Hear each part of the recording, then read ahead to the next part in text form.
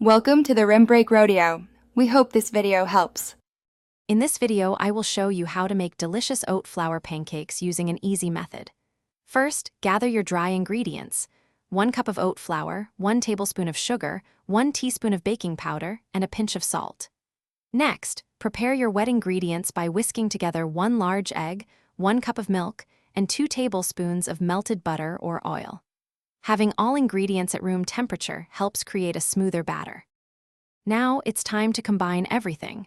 Pour your wet ingredients into the bowl with the dry ingredients. Mix gently until they are just combined. It's important not to overmix, as this can lead to tough pancakes.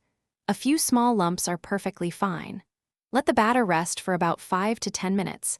This allows the oat flour to hydrate and thickens the batter slightly, giving you fluffier pancakes. With your batter ready, heat a lightly oiled griddle or non-stick pan over medium heat. Once hot, pour about 1/4 cup of batter for each pancake onto the surface. Watch for bubbles to form on top and the edges to look set, which usually takes 2 to 3 minutes. Then, carefully flip them and cook for another 2 to 3 minutes until they are golden brown and cooked through. Repeat with the remaining batter.